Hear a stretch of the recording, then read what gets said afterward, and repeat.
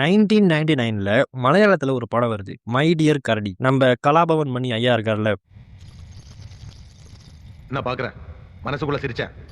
அவர் தான் ஹீரோ. இந்த படத்தோட கதை என்னன்னா, நம்ம ஹீரோ ஒரு ஜூல வொர்க் பண்றாரு. அந்த ஜூல இருந்து ஒரு கரடி தப்பிச்சு போயிருது. இதனால எனக்கு தான் பிரச்சனை வரும் அப்படின்னு சொல்லி நம்ம ஹீரோ என்ன பண்றாரு, அவரே கரடி மாரி வேஷம் போட்டுக்கிட்டு அந்த ஜூல போயிட்டு கரடியாவே வாழ்றாரு. அந்த உண்மையான கரடிய கண்டுபிடிக்கிற வரைக்கும். இதுக்கு நடுவுல ஹீரோன்னு ஒருத்தர் இருந்தா, ஹீரோயின் கண்டிப்பா இருக்கணும்ல. இவருக்கு ஒரு கேர்ள் ஃபிரெண்ட் இருக்கு. சோ பேசிக்கா கேர்ள் ஃபிரெண்ட பேலன்ஸ் பண்றதே ஒரு மிகப்பெரிய கஷ்டம் இல்லையா? இதுலயும் இவரு கரடியா வேற இருக்காரு. சோ ஹீரோவோட கஷ்டங்கள காமெடியா காட்டுற படம் தான் மை டியர் கரடி. இதுல வேற அந்த பொண்ணுக்கு வேற ஒருத்த கூட மேரேஜ் நடக்கிறப்ப கரடியா இவர் போய் தாலி கட்டுவாரு. என்ன ஒரு ஆனந்தம் அந்த கரடி முஞ்சனுக்கு. சோ இந்த மை டியர் கரடி படத்தோட கதைய தமிழ்ல சிவ பூஜையில் கரடி அப்படின்னு சொல்லி எடுக்கலாம்னு சொல்லி ஒரு டைரக்டர் ட்ரை பண்றாரு. அவர் நினைச்ச மாதிரியே படத்தை ஃபுல்லா எடுத்து முடிச்சிட்டாங்க. பட் ஏன்னு தெரியல, அதை ரிலீஸ் பண்ணல. அதுக்கப்புறம் அந்த டைரக்டர் மிஸ்டர் ராமநாராயணன் இந்தியால இருந்து மலேசியாவுக்கு வராரு. மை டியர் கரடி படத்தோட கதைய அப்படியே மலேசியன் ஆக்டர்ஸை வச்சு சிந்தா பருவாங் அப்படின்னு சொல்லி 2012ல ரிலீஸ் பண்றாரு. ஜூல வேலை பார்க்குற ஒரு பையன் கரடி escape as usual as always. லவ்ல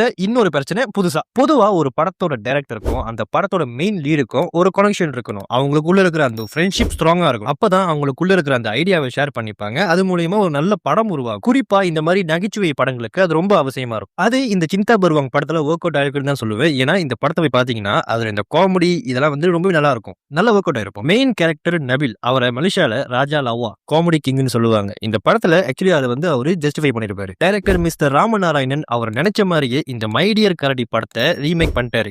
அதுலயும் இந்த